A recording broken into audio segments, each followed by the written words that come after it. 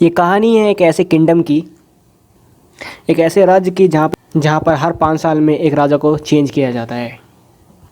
और जब भी राजा के 5 साल कंप्लीट हो जाते हैं, उसको भेज दिया जाता है एक ऐसे जंगल के अंदर जहाँ पे खाने के लिए कुछ भी नहीं होता, जहाँ पे केवल जानवर होते हैं और वही जानवर उस राजा को खा लेते हैं। बाद एक राजा के 5 साल कंप्लीट होने ही वाले होते हैं, उस राजा को नए कपड़े पहनाए गए और हाथी पे बैठाया गया और उसको अलविदा कहने के लिए उसको बोर्ड पे बैठा दिया गया और उसे अलविदा किया गया और उसको भेज दिया गया एक ऐसे जंगल में जहाँ पे उसको खाने के लिए उसके पास कुछ भी नहीं है और जहाँ पे वो अपना गुजारा भी नहीं कर सकता। और जैसे ही वो राजा वहाँ पे भेज दिया जाता है, तब वहाँ के लोग ये सोचते हैं कि अब नया राजा कौन बनेगा। तो उन लोगों को पता होता है कि उनके राज्य में एक ऐसा बंदा है जो बहुत ज़्यादा बुद्धिमान है और बहुत ज़्यादा होशियार इंसान है और उसको राजा बना देना चाहिए। और जैसे ही गाँव के लोग जाते हैं उस इंसान के पास में और रिक्वेस्ट करते हैं क्या आप हमारे राजा बनोगे, वो इंसान मना कर देता है इस चीज़ के लिए। उसको सारी बात बताई जाती है। हर 5 साल के बाद राजा चेंज किया जाता है, हर 5 साल के बाद एक राजा को जंगल में भेज दिया जाता है और ऐसे जंगल में भेज दिया जाएगा जहाँ पे कोई इंसान नहीं रहता, सिर्फ जानवर ही रहते हैं, जहाँ पे आप गुजर बसर भी नहीं कर सकते। उसके बाद भी लोगों ने काफ़ी ज़्यादा रिक्वेस्ट करी, बहुत ज़्यादा उससे बोला कि आप हमारे राजा बन जाओ, क्योंकि आप बहुत ज़्यादा होशियार हो और हमें आप जैसे ही राजा की बहुत ज़्यादा ज़रूरत है और आप बहुत अच्छे तरीके से राज्य को चला सकते हैं, इसलिए प्लीज़ आप हमारे राज्य के राजा बन जाए और बहुत अच्छे तरीके से आप सभी का ध्यान भी रखोगे। सबकी इतनी विनती के बाद उस आदमी ने राजा बनने के लिए हाँ कर दिया कि हाँ मैं तुम्हारा राजा बनूंगा और हाँ 5 साल के बाद मुझे उस जंगल में भेज दिया जाएगा, मैं उस जगह वही जाने के लिए तैयार हूँ, मैं आपकी सारी शर्तें मानता हूँ। और जैसे ही वो इंसान राजा बन जाता है, 3 दिन के बाद वो राजा अपने लोगों को बोलता है कि वो कौन सी जगह है जहाँ पर हर 5 साल कंप्लीट होने के बाद, यानी हर 5 साल को ख़त्म होने के बाद आप उस राजा को उस जंगल में भेज देते हो, वो जगह कहाँ है। वो राजा अपने साथ अपने लोगों के साथ उस जंगल में जाता है और वो देखता है कि वो क्या क्या चीज़ें हैं जंगल के अंदर। जाकर वो अंदर देखता है कि वहाँ पे राजाओं की बहुत सारी डेड बॉडीज़ पड़ी हुई है, बहुत से राजाओं की लाशें पड़ी हैं। वो इतना ज़्यादा घना जंगल है। वो देखता है कि वहाँ पे बहुत अलग अलग तरीके के जानवर भी हैं। तो राजा अपने दिमाग को दौड़ाना शुरू कर देता है। फिर राजा एक प्लान बनाता है अपने दिमाग के अंदर।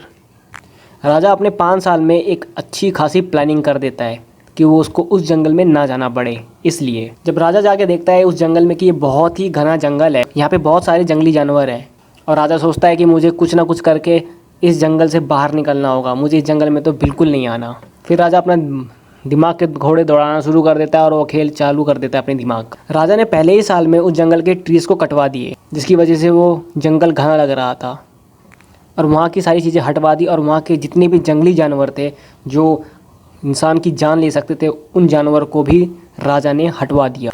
राजा ने दूसरे साल में उस पर और ज़्यादा काम किया और उसको थोड़ा सा और ऐसा बनाया गया कि वो जंगल भी ना लगे अब।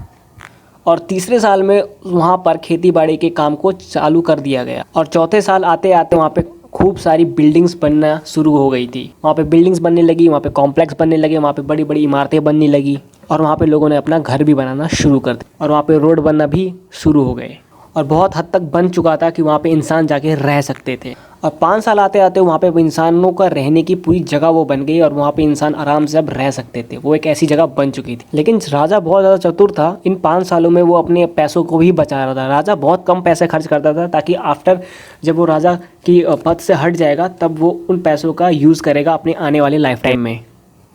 और जैसे ही राजा के फिर 5 साल कंप्लीट होने ही वाले होते हैं, वो अपने राज्य के लोगों को बोलता है कि मेरे 5 साल कंप्लीट होने वाले हैं और मुझे वहाँ उस जगह भेज दो जहाँ पे हर 5 साल के बाद राजाओं को भेजा जाता है। तो उसके बाद वहाँ के लोग बोलते हैं उसको, अभी आपके 5 साल कंप्लीट नहीं हुए हैं, अभी कुछ दिन और बाकी हैं। राजा बहुत ज़्यादा खुश थे, बहुत ज़्यादा एक्साइटमेंट थे, उनको उस जगह पे जाना था। और फिर जब 5 साल पूरी तरीके से अच्छे से कंप्लीट हो गए, उस राजा को फिर नए कपड़े पहनाए गए और हाथी पर बैठाया गया। फिर उस राजा को गुड बाय कह दिया गया। लेकिन वहाँ के लोग देख के बहुत ज़्यादा शॉक हो गए कि राजा बहुत ज़्यादा खुश है, क्योंकि हर बार ऐसा होता था कि हर 5 साल में जो राजा जंगल में जाता था वो राजा हमेशा दुखी रहता था, उसके चेहरे पे हमेशा दुखी रहती थी। लेकिन इस बार इस राजा के चेहरे पे खुशी क्यों है, ये सब जानने के लिए वो राजा के से पूछते हैं।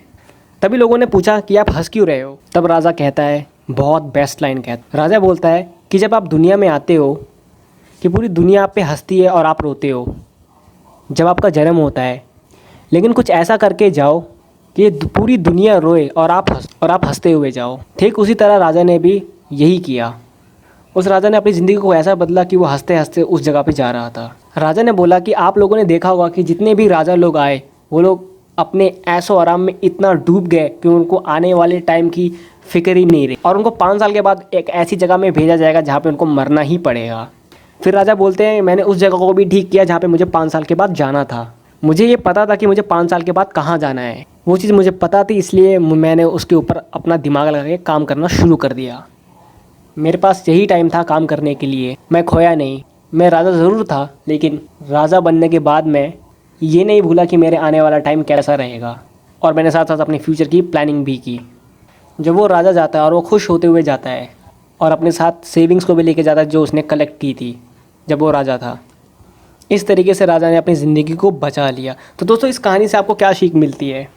इस कहानी से आपको ये सीख मिलती है कि आपको अपनी पूरी ज़िंदगी को अच्छी बनाने के लिए आपको कम ही टाइम मिलता है। अगर आप अपने कम टाइम में ही अगर आप वो मेहनत कर सकते हो तो आपके आने वाला टाइम हमेशा के लिए अच्छा हो जाएगा।